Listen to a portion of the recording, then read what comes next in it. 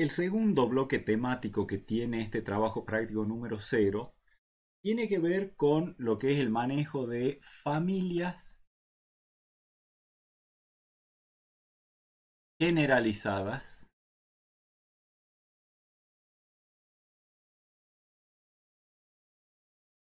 de conjuntos.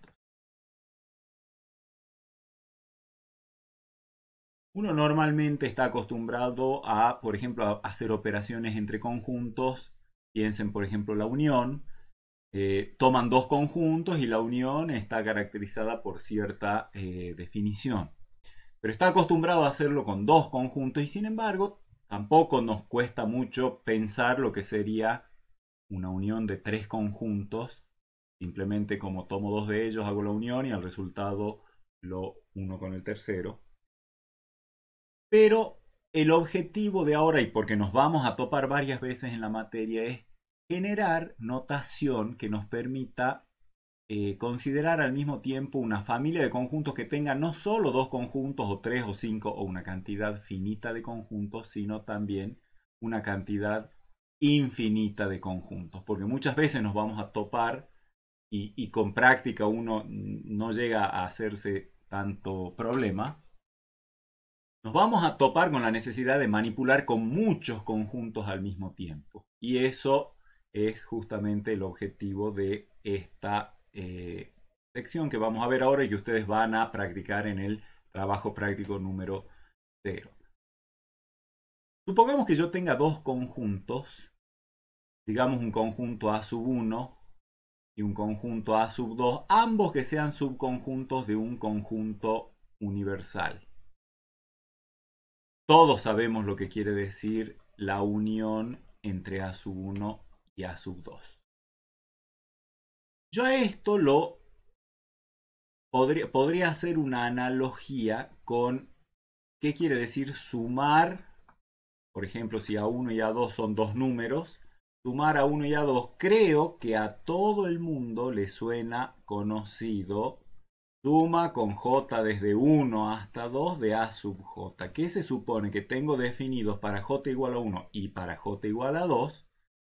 Un A sub 1 y un A sub 2, o sea, un A sub J para cada uno de esos valores de J y el símbolo de suma es sumar esos valores. De igual manera, esto lo podríamos escribir como la unión con J desde 1 hasta 2 de los A sub J. Creo que no representa un mayor problema imaginarse esta notación que es similar a esta, nada más que como lo que hay en danza son conjuntos y no números, unión es un símbolo adecuado para una operación de conjuntos. Pero fíjense que yo podría también escribir esto así, unión de los conjuntos A sub J conforme J varía en el conjunto 1, 2. Tampoco les resultaría, creo yo, a ustedes ajena esta notación y así no lo hubieran visto antes, creo que inmediatamente se dan cuenta de que está representando esto. Vamos a aprovechar algo similar que acá está expresado para cuando tengo dos conjuntos. O sea, el hecho de que tengo dos conjuntos es que acá tengo como que el subíndice J se mueve dentro de este conjunto que tiene nada más que dos valores y por eso tengo dos conjuntos. Bueno, vamos a aprovechar un esquema similar para, en vez de considerar solo dos conjuntos, podamos considerar más de dos conjuntos, incluso posiblemente una cantidad finita. ¿Cómo sería una estrategia? Sería, por ejemplo, decir, bueno, supongamos que tomo como conjunto de índices, es decir, conjuntos donde varía el subíndice, le llamo lambda, en este caso sería 1, 2, y esto sería la unión con J en lambda. Este tipo de notación, que como ven viene naturalmente de esto, se puede aprovechar para que el lambda, en vez de tener dos elementos, o sea, como para decir que tengo dos subíndices y por lo tanto dos conjuntos, que el lambda tenga la cantidad de elementos que uno quiera. ¿Cómo se formaliza eso? Bueno, podemos decir que supongamos en vez de tener solo un A sub 1 y un A sub 2, tuviera primero un conjunto de índices lambda, conjunto cualquiera de lo que llamamos índices. Es donde va a variar el J. Que el caso de recién era lambda igual a 1 y 2, pero podría ser lambda igual a 1, 2, 3, 4, 5 hasta el 10, o podría ser lambda un conjunto infinito. Y supongamos también que tenemos un conjunto universal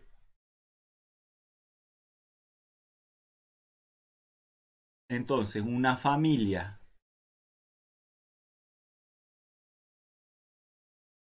de conjuntos es una colección, la vamos a escribir, miren, así. A sub j con j en lambda, en donde para cada subíndice j en lambda se supone definido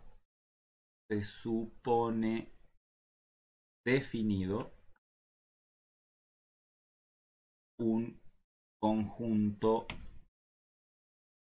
A sub j, subconjunto del universal. En el ejemplo de hace un rato teníamos lambda igual a 1, 2. Con esta notación podemos aceptar sin problemas que lambda puede tener en vez de 2, 3, 5, 10, 1000 o infinitos elementos, y automáticamente hacernos a la idea de que estamos manejando en simultáneo esa cantidad de conjuntos de acuerdo a la cantidad de elementos que tenga lambda. ¿De acuerdo? Veamos un ejemplo.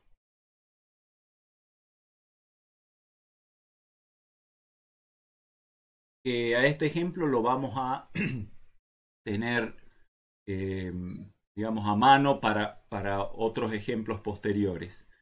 Supongamos que nuestro conjunto universal sea el conjunto de los números reales. Y supongamos que lambda sea el conjunto de los, vamos a poner así, de los enteros positivos. Quiere decir 1, 2, 3. Estoy pensando en tener un conjunto A sub 1, un conjunto A sub 2, un conjunto A sub 3, etc. Y ahora les defino en este ejemplo quién voy a tomar como A sub j. Para cada j en lambda voy a definir A sub, perdón, A sub como conjunto A sub j que sea lo que va desde el intervalo cerrado en 0, tiene que ser un subconjunto de los reales, hasta 1 menos 1 sobre j. Abierto ahí. ¿Quién va a ser A sub 1? A ver, si se dan cuenta, lo único que hay que hacer es ver para cada j en lambda quién es el respectivo A sub j. Entonces A sub 1 va a ser, veamos en la definición de A sub j, pongamos j igual a 1 y va a quedar A sub 1. ¿Quién va a ser?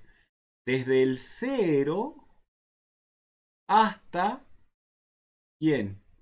1 sobre 1 menos 1, o sea, así, 0 a 0. ¿Qué sería ese intervalo? Los reales mayores o iguales que 0 y menores estrictos que 0, eso es por supuesto el conjunto vacío.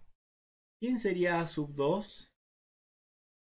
Desde 0, siempre el límite izquierdo, acá cada conjunto, cada subconjunto es un intervalo, el extremo izquierdo es siempre 0 y el derecho, ustedes se darán cuenta que cuanto j es cada vez más alto, el 1 sobre j es cada vez más chiquito y esto se parece cada vez más a 1. Para el caso de 2, 1 menos un medio, un medio.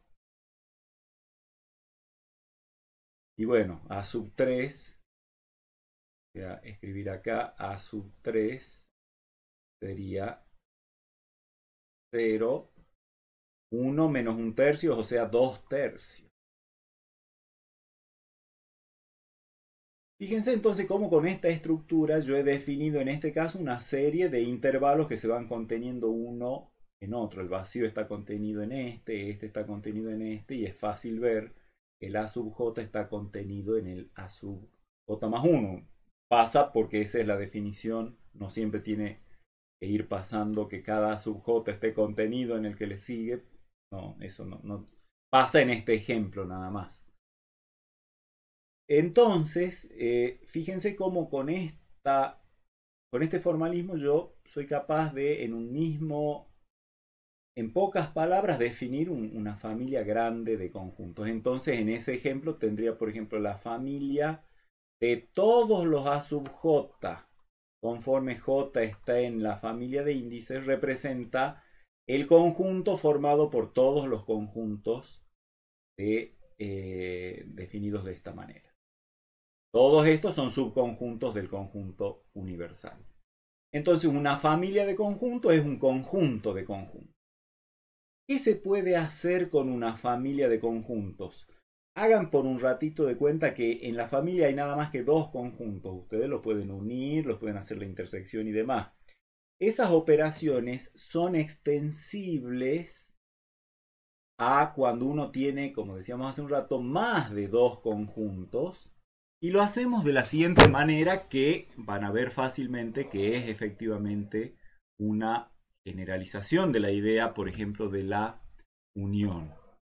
Ahora les escribo. Si yo tengo una familia de conjuntos A sub j con j en lambda, una familia arbitraria, quiere decir que el lambda puede ser cualquiera, el universal es cualquiera y los A sub j cualquiera. ¿Qué vamos a definir como la unión de todos ellos?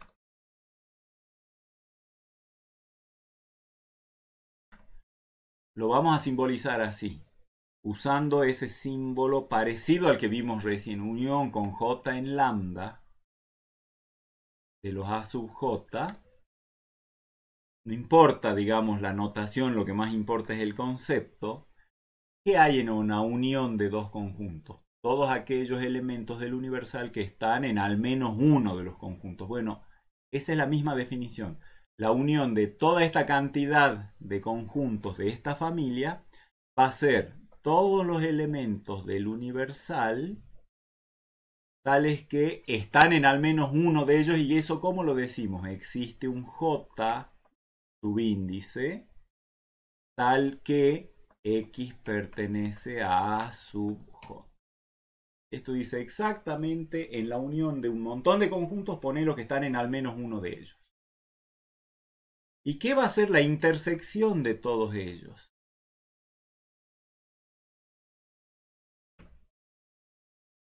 Lo vamos a simbolizar como es esperable, la intersección de los A sub j conforme j está en lambda. En el caso de dos conjuntos, en la intersección estaban los que estaban en los dos conjuntos. Entonces, en una intersección de muchos conjuntos, ese va a ser un conjunto formado por los elementos que están en absolutamente todos los conjuntos. Es decir, los x en el universal, tales que para todo j en lambda, x pertenece a A sub. Estas, reitero, son las naturales generalizaciones de uniones e intersecciones al caso en el que en vez de dos tenemos un montón de conjuntos. Por ejemplo, en el de recién, cuando la familia de conjuntos era 0, 1 menos 1 sobre j, conforme j estaba en z más. Recuerden que el A sub 0 era el vacío, y el vacío no colabora para nada en una unión, así que, perdón, el A sub 1 era ese. El A sub 2 era el intervalo 0, 1 medio. El A sub 3 era el intervalo 0, 1 tercio. 2 tercios, perdón. Y si uno los dibujara, todos estos bichos, vería, los vamos a dibujar con rojo al A sub 1. el A sub 1 viene hasta el 1. Desde el 0 hasta el 1. Todos estos numeritos. El A sub, este sería el, perdón, hasta un medio. Este sería el A sub 2. El A sub 1 es el vacío, así que no dibujamos nada. El A sub 3 lo podríamos dibujar en verde. Sería desde 0 hasta 2 tercios. ¿Qué se les ocurre que va a quedar en la unión? Como en este caso cada conjunto está contenido en el que le sigue, la unión sería, digamos, que uno se imaginaría, bueno, tomate un J bien grande y el A sub J va a ser esa unión. En realidad yo lo que tengo que decir es, ¿cuáles son los elementos que están en todos los A sub J? El 0, por ejemplo, está. Al estar en A sub... Perdón, no los que están en todos, sino los que están en alguno. El 0 está en todos.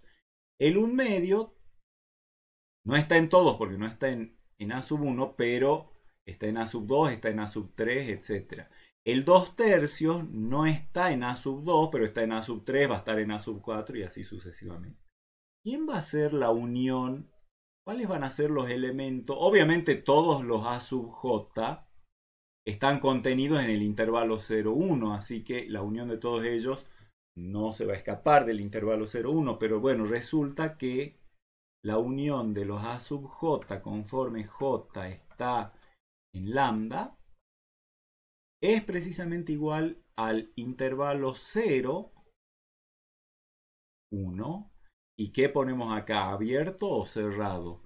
Si pusiéramos cerrados, si pusiéramos un corchete acá, estaríamos diciendo el 1 pertenece a alguno de los A sub J, pero eso es mentira. El 1, cada A sub J llega hasta algo que está a la izquierda del 1. Así que acá, en este caso, tengo que poner el abierto. ¿Sí? Cualquier número de este intervalo, por más parecido que sea a 1, yo eligiendo J suficientemente grande ya logro que esta diferencia sea más grande que ese número arbitrario a la izquierda de 1 que tomé y por lo tanto está en la unión. ¿Quién sería la intersección? ¿Cuáles son los que están en todos? Bueno, acá aprovechemos el hecho de que, digamos, para contestar fácil esto, como uno de los A sub J es el vacío, la intersección del vacío con todo el resto del mundo más vale que me va a dar vacío, porque no puede haber ningún elemento que esté en todos los A sub J, porque no puede estar en el A sub 1, que es el vacío.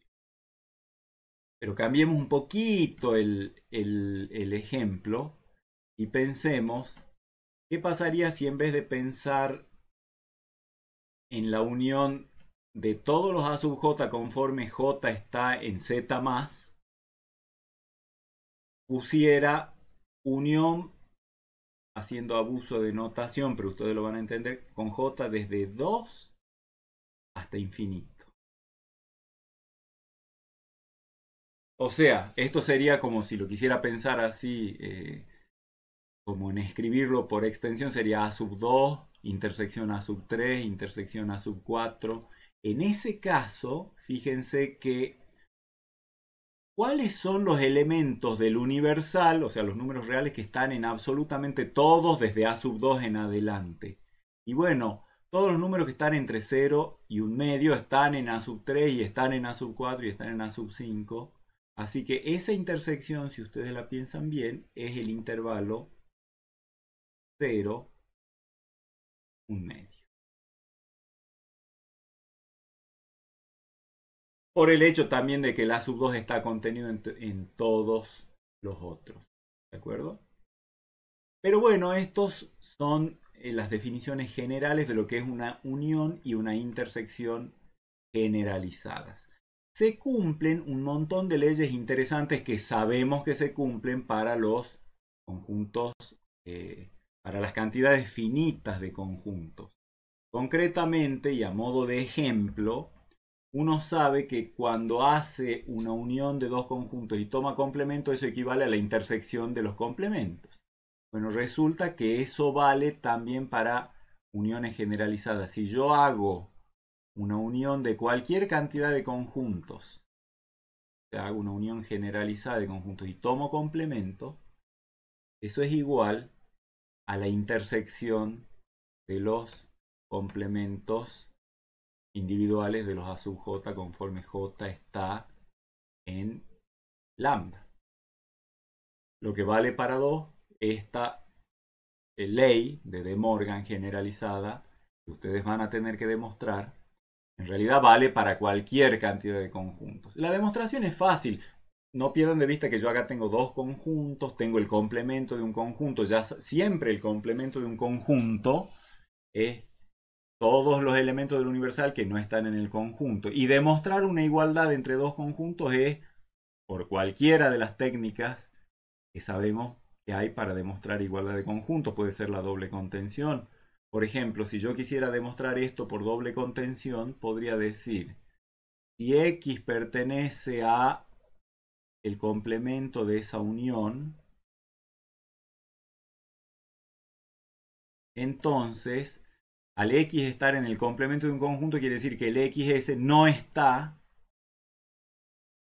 en el conjunto, que está acá encerrado entre paréntesis.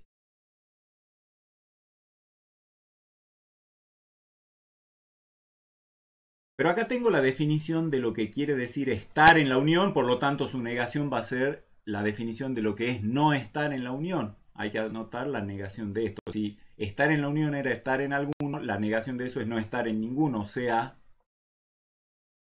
para todo j en lambda, x no pertenece a sub j. ¿Sí? Insisto, estar en la unión sería estar en alguno de ellos. La negación de eso es no estar en ninguno. O sea, la negación de esto es precisamente. Y ahora, esto, digo acá abajo, sé que para todo j en lambda, si x no está en a sub j, tiene que estar en el complemento de a sub j. Voy a poner entonces el equivalente a eso. Y ahora yo sé que si me imagino la familia de todos los complementos de los A sub j, sé que X está en todos ellos quiere decir que X está en la intersección de todos ellos. X está en la intersección de los complementos de los A sub. Y ya he llegado a esto. Tomé un X acá y llegué que está acá. En este caso, la vuelta es derecho porque estas son todas dobles equivalencias. O sea, son sí, solo sí todos, así que en un solo saque demostramos la igualdad en este caso. ¿Sí? Bueno, van a observar ustedes en el práctico cero que hay un montón de ejercitación que van a tener con qué armar uniones, armar intersecciones y probar un montón de propiedades como por ejemplo esta ley de De Morgan. Van a tener que mostrar que por ejemplo, las uniones son distributivas respecto de las intersecciones y cosas así. Y todo eso, de todo eso se trata el trabajo práctico número 0, que no tiene por el momento nada específico de los complejos, pero que les va a servir, nos va a servir a todos como práctica para empezar, digamos, el cursado de la materia y más que nada porque más adelante en nuestra materia nos vamos a topar muchas veces con familias generalizadas de conjuntos a lo que vamos a tener que unir, intersectar y hacer otras operaciones, todas ellas interesantes, y es bueno que arranquemos desde las bases. Esto no tiene ningún prerequisito más allá de una pequeña teoría básica de conjuntos y el razonamiento que ustedes tienen que, por supuesto, seguir ejercitando como lo vienen haciendo en su carrera.